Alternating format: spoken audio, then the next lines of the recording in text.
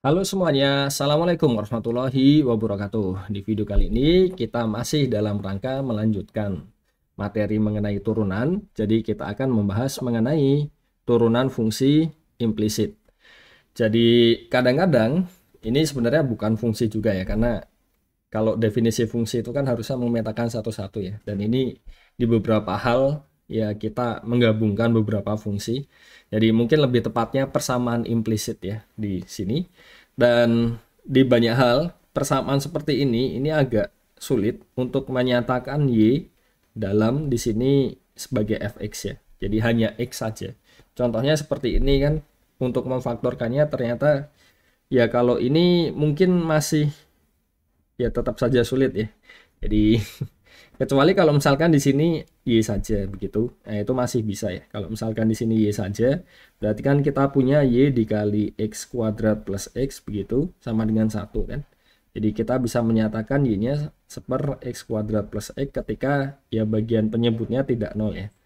Jadi kita masih mungkin, tapi ketika di sini kuadrat tentunya dia jadi sulit ya. Dan bagaimana cara mencari dy per dx dari sini? Nah, kita bisa menggunakan fungsi implisit. Jadi langkah-langkahnya sebenarnya ini ya. Jadi algoritmanya, pertama kita asumsikan dulu y-nya itu merupakan fungsi dalam x dan punya turunan. Karena kalau tidak punya turunan ya gimana kan? Terus kita turunkan kedua ruas menggunakan aturan rantai dan ya sudah, kita nyatakan dy per dx ke dalam x dan y. Karena paling sederhana seperti itu. Jadi sebagai contoh, misalkan kita punya bentuk seperti ini, jadi kita bisa lakukan apa?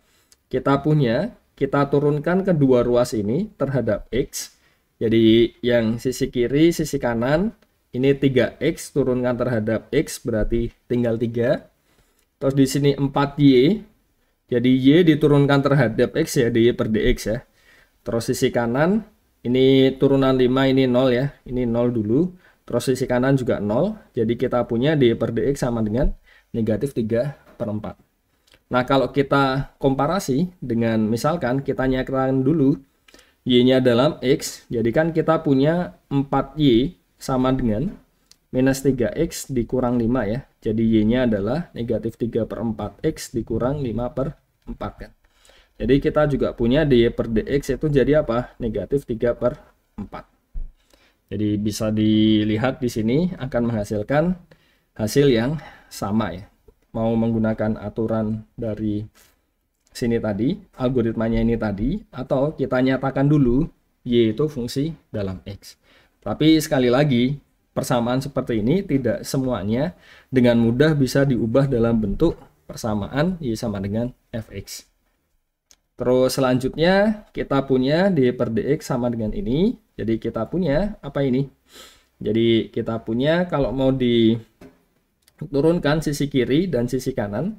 Jadi ini 3x kuadrat. 3x kuadrat kan berarti 3 kali 2-nya turun. 3 kali 2 jadi 6. Begitu kan? Terus pangkatnya dikurang 1. Jadi ini x saja. Terus yang ini bagaimana? Nah, kita pertama kalau kita punya d per dx dari 4y kuadrat, itu kan sebenarnya sama seperti 4 dari kali d per ini ya, per apa d 4y kuadrat per dx begitu. Dan kita bisa pakai aturan rantai yaitu dengan kita turunkan dulu di sini. Jadi kita turunkan dulu dia d dari ini, kita tinggal punya y kuadrat tadi di sini. Jadi kita turunkan y kuadrat terhadap y dikali di sini d per dx. Jadi turunan ini terhadap y, turunan y kuadrat terhadap y, ini kan jadi 2y. Jadi 4 kali 2 8 y, terus tinggal di sini ya sudah d per dx begitu. Nah, sisi kanan turunan 2x itu 2. Jadi kita punya dy per dx sama dengan ini. Dan kalau mau kita cek, jadi misalkan ya kita cek. Berarti kan di sini 4y kuadrat sama dengan 2x dikurang 3x kuadrat. Terus y kuadratnya bisa kita cari setengah x dikurang 3 per 2x kuadrat. Nanti turunannya pun juga akan sama ya. Cuma bedanya di sini memang kita punya ya masih dalam Y. Jadi kalau mau diakar dan sebagainya, jadi ketika Y-nya ini kita ubah lagi, dia akan menjadi hasil yang sama.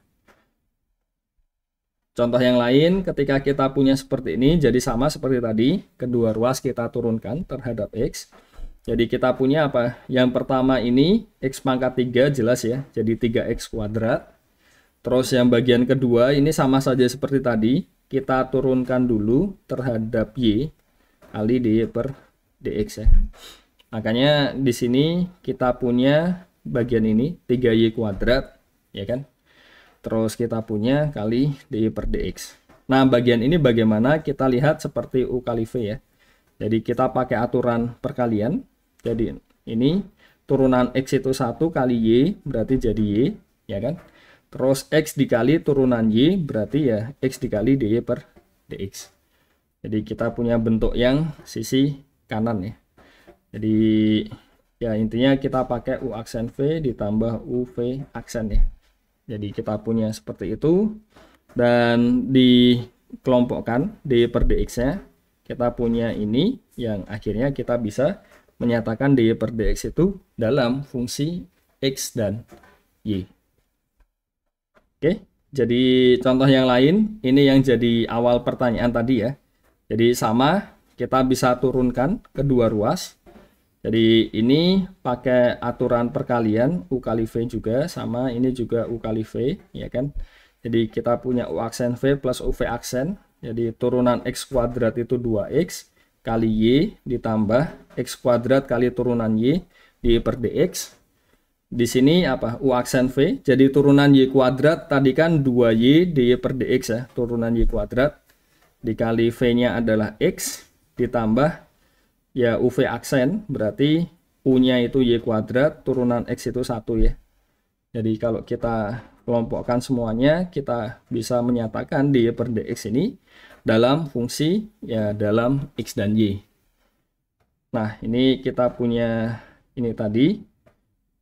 Terus bagaimana kalau misalkan kasusnya seperti ini ya? Ya sama saja. Kita turunkan kedua ruas. Jadi ini jadi aturan perkalian. Jadi kita punya turunan X pangkat 3 itu 3X kuadrat kali V. V-nya itu Y kuadrat ditambah UV aksen.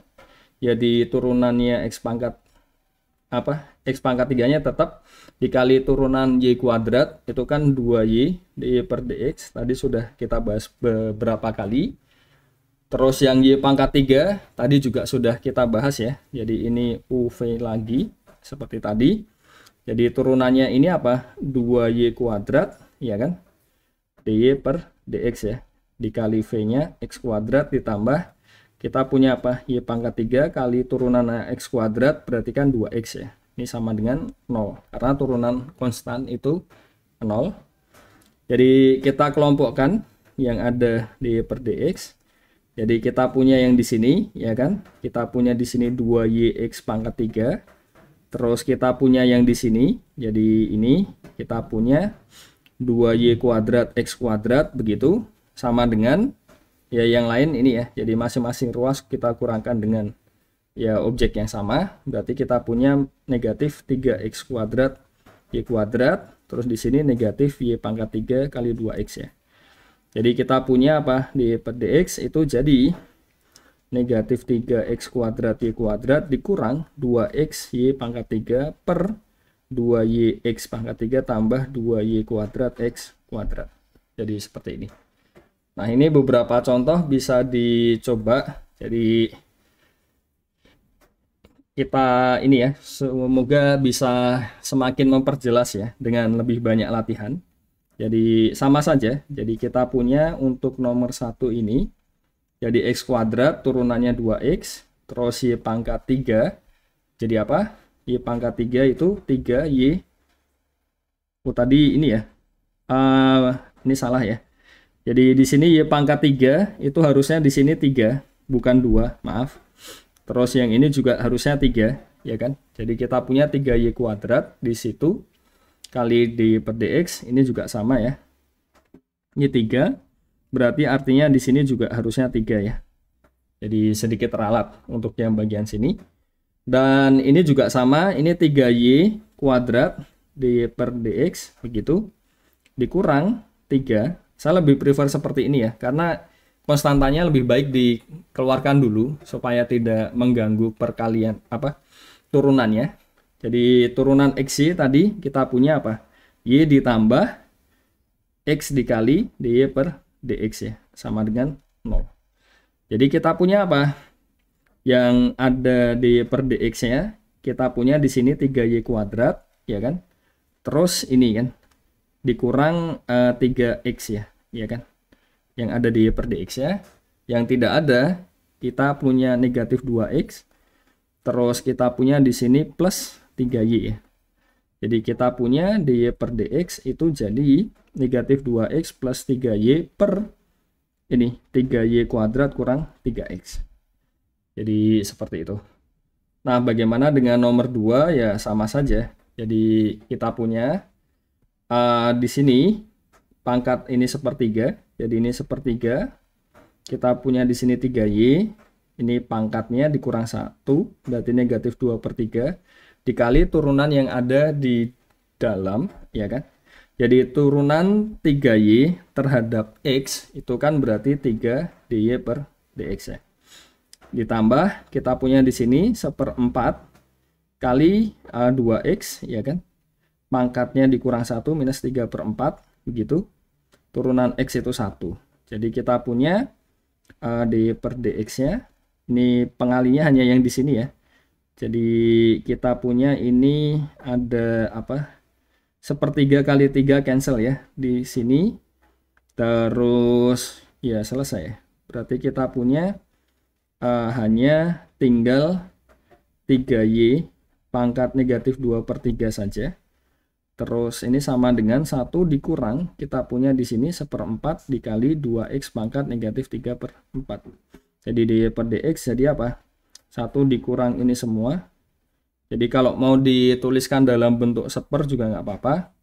Tapi bagi saya agak repot ya. Cuma kalau ngilangi pangkat minusnya ya bisa juga sih. Ini pangkat 3/4 begitu. Terus yang bagian sini juga nanti seper. Berarti kan ini sama saja. Jadi sederhananya adalah kalau kita punya seper diperkan lagi, berarti kan jadi ke atas ya. Jadi kita punya bentuk ini 1 dikurang 1/4 dikali di sini seper 2x pangkat 3/4 ini dikali dengan 3y pangkat 2/3. Jadi ya inilah, tinggal penyesuaian untuk ini ya, jadi latihan saja. Terus yang di sini kita coba lagi ya untuk ya supaya lebih banyak latihannya. Jadi kita punya di sini nomor 3. Jadi kita punya apa? Kita punya adalah setengah x. Ini setengah x plus y pangkat negatif setengah begitu. Ya kan? Karena pangkatnya dikurang 1, turunan x plus y, ini turunan x1, turunan y itu dy per dx, begitu. Terus ditambah, di sini kita punya xy pangkat setengah ya, di sini ya. Jadi kita punya xy pangkat setengah, jadi kita pakai aturan rantai. Jadi setengah, di sini xy, pangkatnya kurang 1, negatif setengah, dikali turunannya xy. Turunannya xy itu apa? Ya kita punya jadi tadi y plus x dy per dx ya, ya kan? Ini sama dengan akar 6 diturunkan 0 ya. Jadi kita punya apa di sini? Yang ada dy per dx-nya itu apa saja? Ya ini ya tadi ya, kita punya setengah kali x plus y pangkat negatif setengah, itu ada dy per dx-nya. Terus yang bagian sini kita punya setengah kali xy pangkat negatif setengah dikali x ya kan. Terus kita punya di sini dia akan sama dengan setengah kali x plus y pangkat negatif setengah ditambah di sini tinggal setengah kali xy pangkat negatif setengah, ada y-nya ya di sini ya.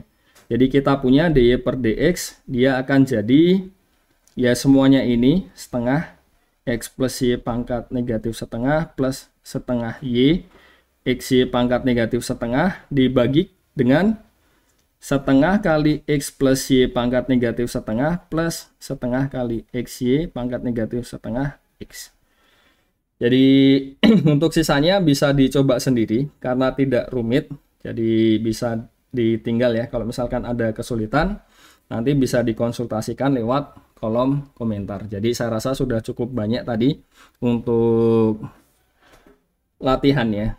Jadi mungkin itu saja untuk video ini tentang turunan dalam tanda kutip ya, fungsi implisit. Jadi mungkin persamaan implisit lebih cocok.